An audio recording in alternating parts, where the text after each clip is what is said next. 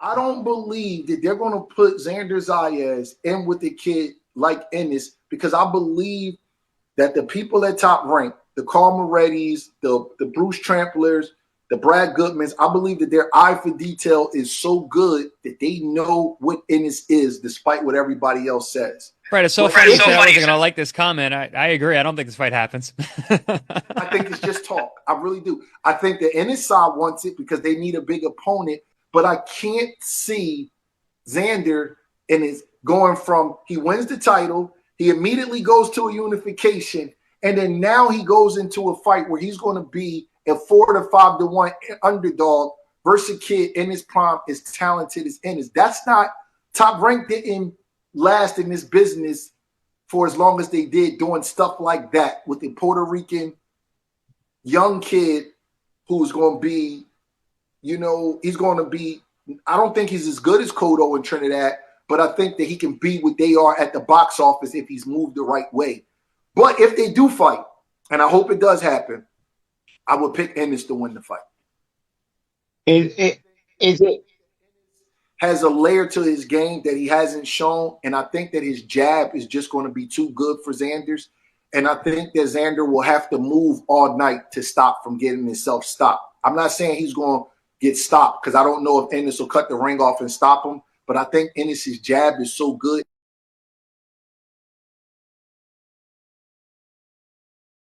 Stephen Breadman, I played a clip before that. He been on Boxing Scene. I like Stephen Breadman just to keep it a bean. So, you know, he basically was saying, if you didn't see the video, I forgot to put in there, that he don't really believe Xander Zayas is really going to take the Jaron Boots in his fight. It makes no sense for him to take the Jaron Boots in his fight. You know, at the end of the day, and Troy King, he had a comment in the comment section on Instagram that says, you know, basically, ain't nobody scared of Jaron Boots Ennis, and y'all have an overinflated opinion of Jaron Boots Ennis in Philly. You know what I'm saying?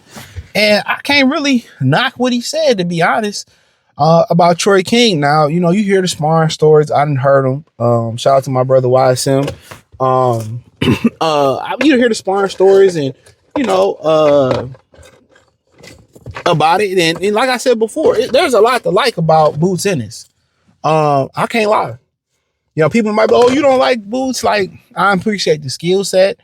But then again, when you look at the whole thing, you know, 30 something fights, ain't really fought that one, you know, that top guy.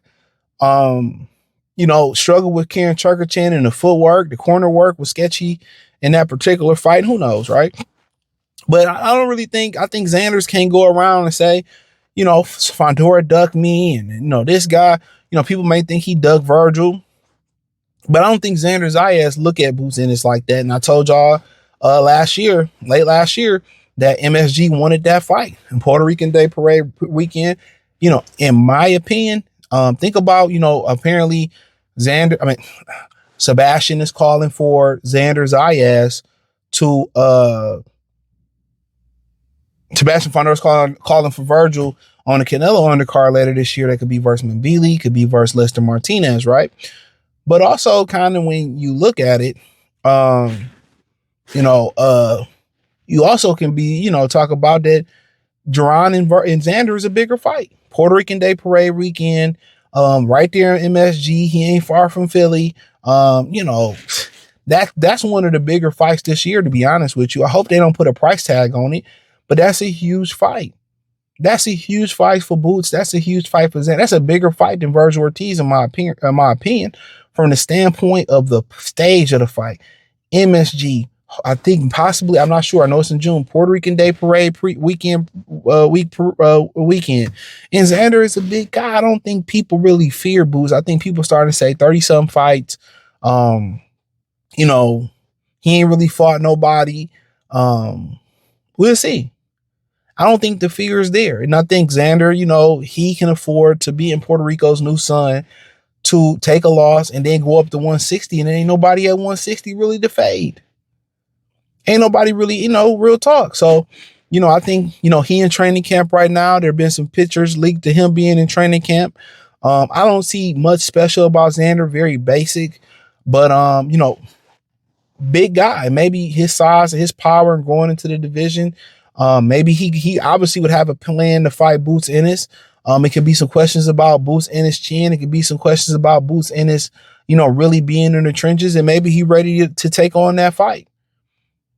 Is he gonna stay on this level? I mean, we gonna mess around and find out. So I think the fear of Boots, I don't really think it's pretty much a fear of it. I think it's more of high risk, low reward right now. And for Xander, I got 2 belts already. Let me, get Boots up out of there, get out the division, go to 160. We'll see what happens. I think I still would favor, I'd have to watch tape. I still would heavily favor Jaron Boots in it, so I understand where Edwards are coming from. But I think people starting to say, hey, this dude need 2 tune-ups. This dude, ain't really fight nobody at 47. The footwork ain't that good with Boots. Boots is more, I wouldn't say that good. Boots is just flat-footed from the point of he wants to be a puncher. And I don't think nothing wrong with that. Not everybody is going to be able to be on the balls of their toes, but I think he wants to punch. I think he wants to punch. And that's why he's always in position to punch. Always in position to punch. And does he pull out straight with his chin up? Yeah, everybody got their flaws. One thing I like about Boots, he move his head, but he willing to punch.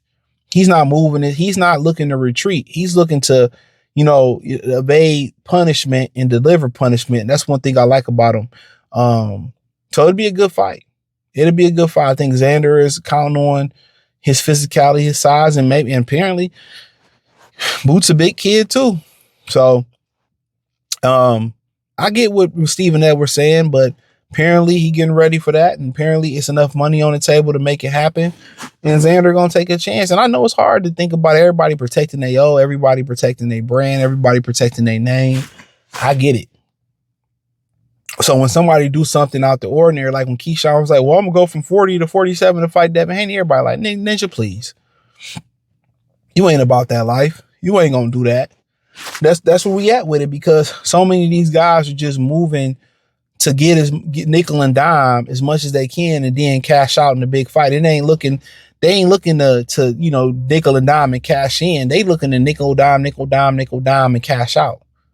They looking to get into that last big fight and then cash out. And unfortunately, it should have a cash in mentality. Well, imagine if Floyd had that cash out mentality versus Oscar. Did all that work just to cash out? No, you go to win. You go to win. Because it's bigger paydays on the other side of that. And why these dudes 26, 27, 28, 29, do it now. When you hit 30, you never know when the body is going to be out of its prime. And then it's the mind that really carry the body. You know what I'm saying?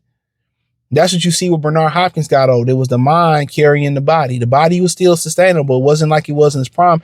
And you will notice, like when you start hitting 28, 29, 30, your body start breaking down food differently.